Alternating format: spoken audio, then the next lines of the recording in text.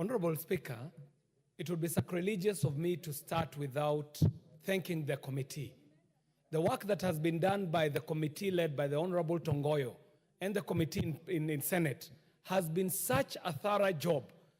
We agree that this committee, the joint committee, were actually the gatekeepers for this plenary as they were preparing this report, a report that has been prepared so well and so professionally that even as we are debating it, we are debating a complete report. Mr. Speaker, I do thank and congratulate the Joint Committee of Senate and the National Assembly, and at the National Assembly led by the Honorable Tongoyo. Mr. Speaker, this report is covering all the important bases, and I would not want to belabor points that have been made here by members. I'd like to say that if we are seeking for professionalism, we have been given proof of how professional this gentleman is.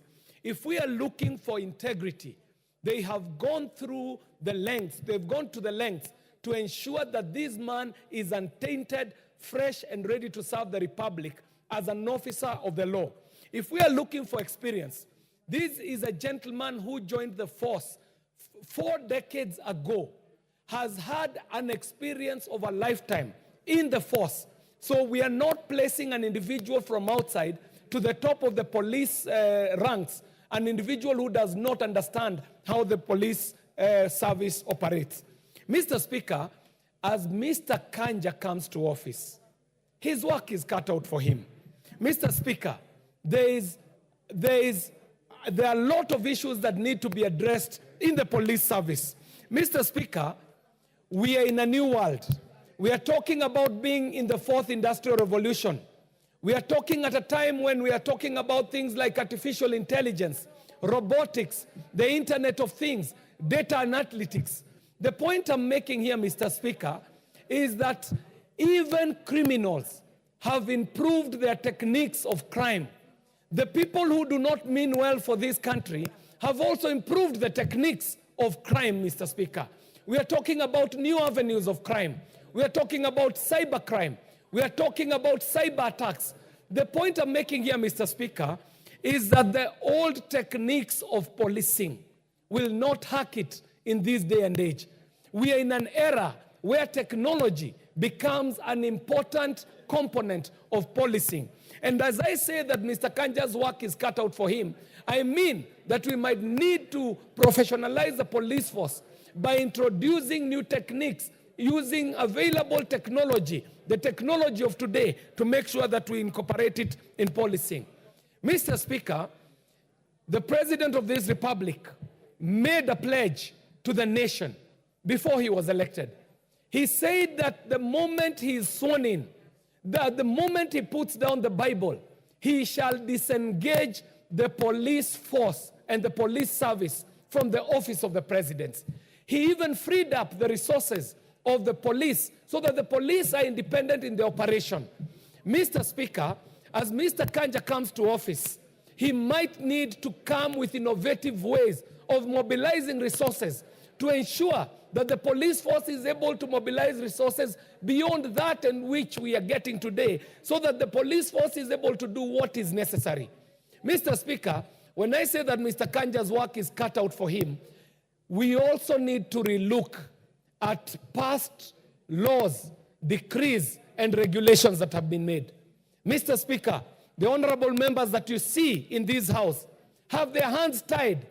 These members know that the police are living in very bad conditions in their constituencies.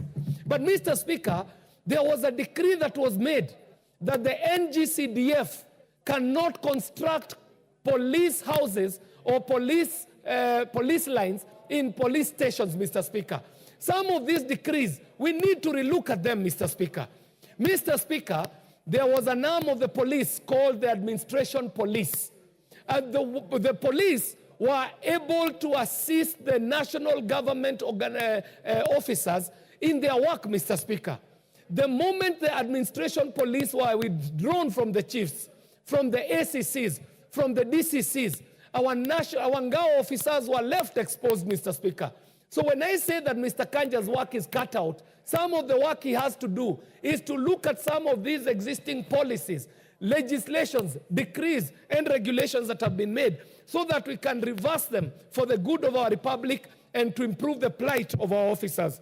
Finally, Mr. Speaker, this new man at the helm has his work cut out in terms of stakeholder engagement. We are told that the police is one of the boogeymen in this country, that it is a punching bag. The police must find a new way of engaging the different publics. The public that is the citizen, the public that is parliament, the public that is the executive. So Mr. Kanja will also have to be a diplomat as he does a diplomatic roadshow to be able to showcase a new face of the police to the different stakeholders. Mr. Speaker, it has been mentioned here that yes, Mr. Kanja does come from a region, and that is true, Mr. Speaker. We can never run away from that. But Mr. Speaker, this cannot be taken to be a charge on an individual. Everybody comes from a region. But even as we talk about regions, there are people like us. It is said that to come to this Nairobi, you either came by bus or you came by birth. Some of us came to Nairobi by birth. We belong in Nairobi. We may have traditional or heritage areas that we came from. But where we came from, we cannot fit there if we were all told to go back to our home areas. We have to have an understanding, as we are having regional conversations, that even in your region, you have very many people who live in diaspora.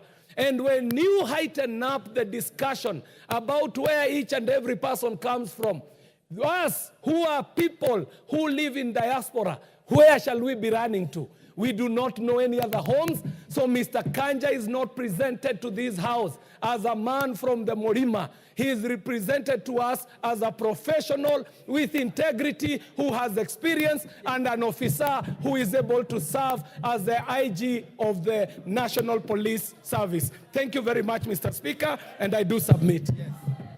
Daktari Nyikal. Thank you, Mr. Speaker, for giving